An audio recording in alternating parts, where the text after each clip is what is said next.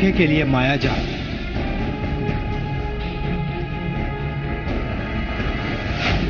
एक phone call और आप बन जाएंगे शिकार।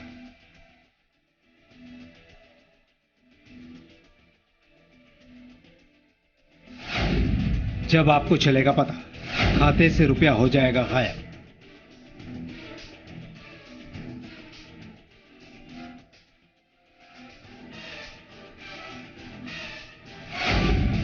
जिस कॉल पर आपने किया भरोसा,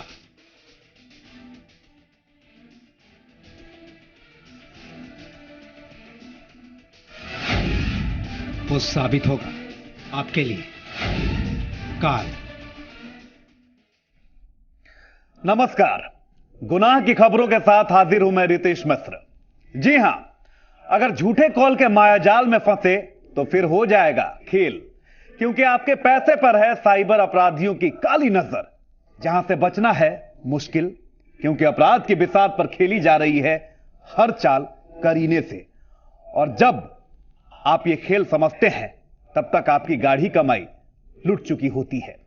धनबाद में एक गिरोह का पर्दाफाश होने के बाद यही स्याह सच सामने आया।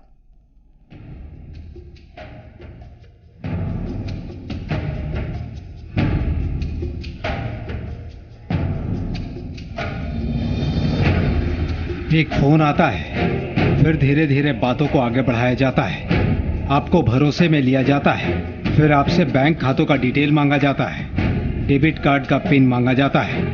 आपको किसी तरह का शक नहीं होता। वजह, जिसने कॉल किया वो अपने आप को बैंक का अधिकारी बता रहा है, लिहाजा भरोसे पर आप हर जानकारी उसे दे देते हैं। लेकिन कुछ दिन बाद जब आप अपने अकाउंट्स का डिटेल खंगालते हैं तो आपके होश उड़ जाते हैं, आपके खाते से सारे रुपए गायब।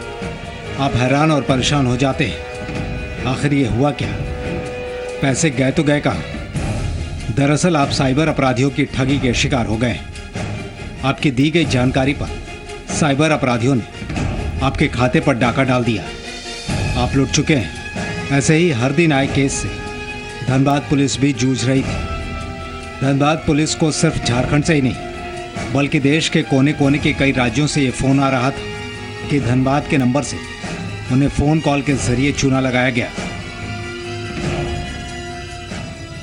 बहुत समय से ऐसा कंप्लेन आ रहे थे, जिसमें कि इंडिया के लगभग हर शहरों से, खासकर बेंगलोर, इंदौर, ग्वालियर कि धनबाद से हमको इस नंबर से कॉल आया। हमको कहा गया कि आप अपना बैंक का डिटेल्स दीजिए, और इस तरह से हमारा पैसा लूट लिया गया। तो चूंकि बहुत टेक्निकल इशू था, तो एक टीम एस्टेब्लिश किया गया था।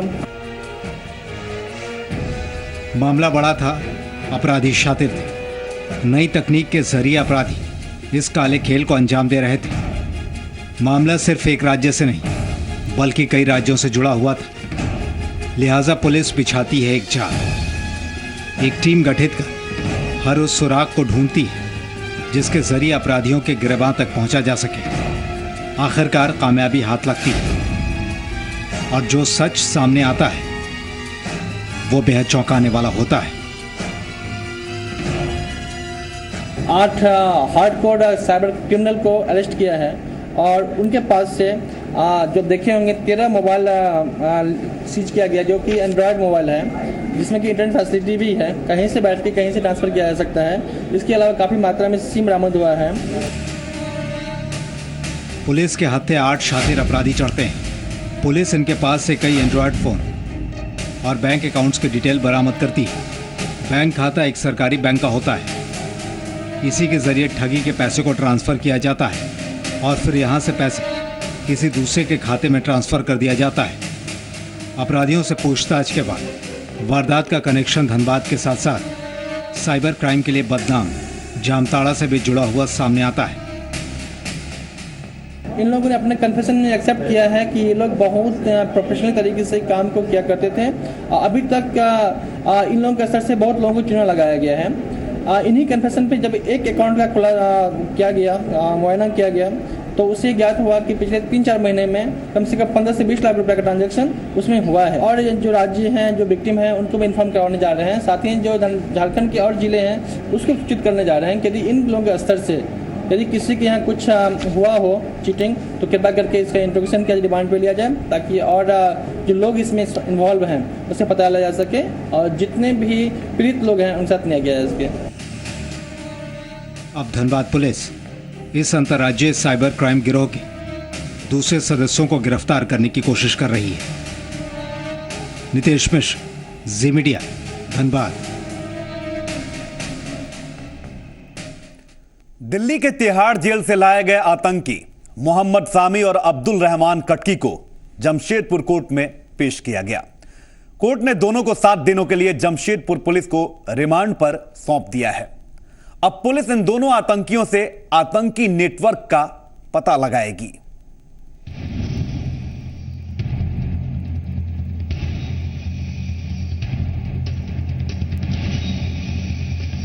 मकसद था खौफ की लकीर खींचना। किसी भी हालत में देश के हर हिस्से में अलकायदा का बड़ा नेटवर्क खड़ा करना चाहता था। इंसानी दिमाग में जहर भरकर इंसानियत के खिलाफ खड़ा करने की बड़ी साजिश। बात मोहम्मद सामी और मोहम्मद कटकी की हो रही है, लेकिन मंसूबे में कामयाब होते दोनों उससे पहले ही चढ़ गए पुलिस के हाथ पे। कटकी की गिरफ्तारी ओडिशा से हुई और मोहम्मद सामी को हरियाणा से गिरफ्तार किया गया। दोनों को जमशेदपुर कोर्ट में पेश किया गया। कोर्ट ने दोनों को 7 दिनों के लिए जमशेदपुर पुलिस को रिमांड पर सौंप दिया है। वजह है दोनों आतंकी का झारखंड कनेक्शन। अलकायदा का जो आतंकवादी है अब्दुल रहमान और अब्दुल सामी, उन लोगों को जो है जमशेदपुर पुलिस के द्वारा अभी रिमांड पे लाया है। और इधर जमशेदपुर में पूर्व में जो है दो उग्रवाद आतंकवादी पकड़ा गए थे। उन लोगों का जो है स्वीकारोक्ति में जो भी बातें आया है उसके आधार पर जो है इन लोगों का भी अब्दुल रहमान और अब्दुल सामी दोनों को जो है अभी जमशेदपुर लाया है। और हम लोग यूएपीए के तहत 30 दिन तक रिमांड पे लेने का प्रावधान है। कोर्ट का अनुमति जितना मिलेगा उसके अनुसार हम लोग रिमांड पे लेके पूछताछ करेंगे। मोहम्मद सामी जमशेदपुर का रहने वाला है, जबकि कटकी का भी झारखंड कनेक्शन है। मदरसे में भड़काऊ भाषण के जरिए उसने यहां आतंक का नेटवर्क खड़ा करने की कवायद की थी। मोहम्मद सामी हार्डकोर आतंकी बनने के लिए पाकिस्तान में ट्रेनिंग भी ले चुका है और उसे ट्रेनिंग के लिए अब्दुल मसूद ने भेजा था। दरअसल अहमद मसूद अकरम शेख उर्फ मसूद उर्फ मोन धातकीडीह रज्जाक कॉलोनी का रहने वाला है और अभी जेल में बंद है। जेल में बंद होने से पहले उसने सामी को आतंकवाद से जोड़ा।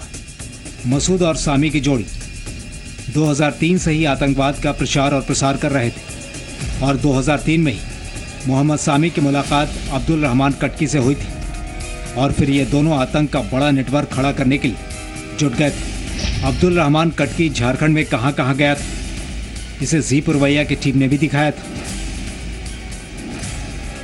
इन तीनों के अलावा एक चौथा शख्स भी था, मानगो ओल्ड पुरुलिया रोड का रहने वाला राजू उर्फ नसीम अख्तर, जो अभी जेल में बंद है।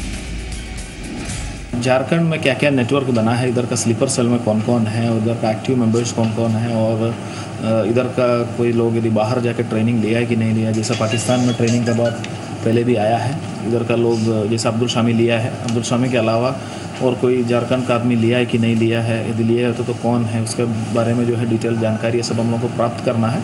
बेसिकली झारखंड का पूरा जो आतंकवादी नेटवर्क है उसको पता करने में, हम लोगों को डिटेल्स मिलने में, इन लोगों का पूछताछ और गिरफ्तारी का जो भी पूछताछ से काफ़ी फ़ायदा हम लोगों को होगा। जाहिर है मकसद बड़ा था। आतंकी नींव को न केवल झारखंड में बल्कि देश के अन्य हिस्सों में भी मजबूत करने की कोशिश थी।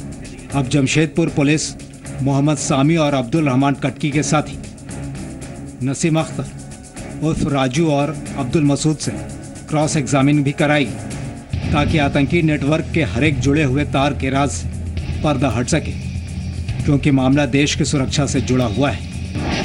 मुकेश मिश्र, जी मीडिया, जमशेदपुर। और अब बात करते हैं दाऊद की। तो इंडिया के मोस्ट वांटेड दाऊद इब्राहिम का पैर काटा जा सकता है। शुगर और हाई ब्लड प्रेशर के मरीज दाऊद इब्राहिम के पैर में 3 महीने पहले चोट लगी थी, जो गैंग्रीन में बदल गई है।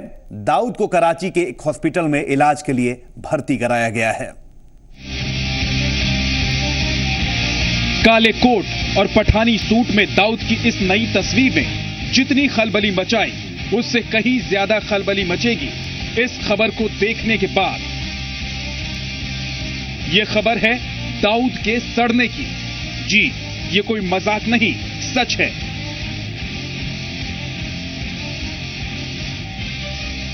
दुनिया जिसे अंडरवर्ल्ड डॉन कहती है वो अब बेकाम हो चुका है।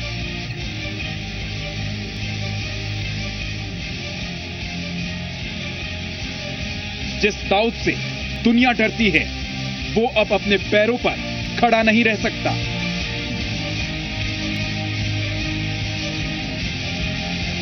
(1993) मुंबई बम ब्लास्ट का गुनहगार दाऊद इब्राहिम का पैर सड़ रहा है।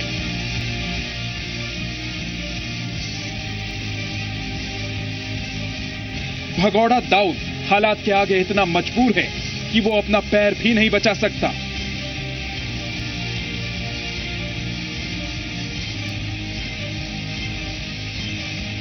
पाकिस्तान के कराची में छिपे दाऊद को अब दो में से एक चुनना होगा, जान या पांव।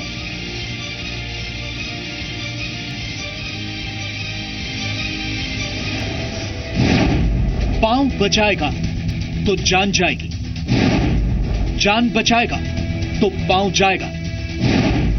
लंगड़ा दाऊद अब क्या करेगा?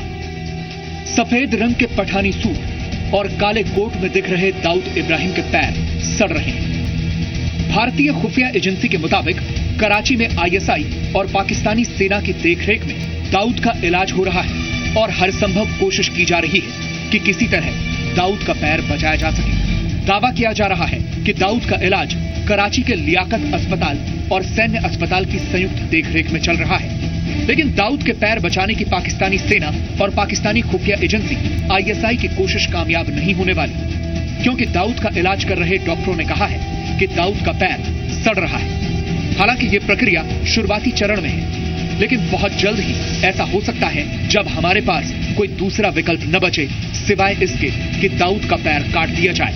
दाऊद बीते कई सालों से हाई ब्लड प्रेशर और डायबिटीज का शिकार है। 1993 मुंबई बम ब्लास्ट का गुनहगार दाऊद इब्राहिम सालों से कराची में छिपा है। हालांकि पाकिस्तान भारत के इस दावे को नकारता रहा है। पाकिस्तान में दाऊद का इलाज कर रहे डॉक्टरों ने आईएसआई और पाकिस्तानी आर्मी को यह सूचित कर दिया है कि इस मुश्किल हालात में दाऊद को अपनी जान और पांव में से कोई एक चुनना होगा।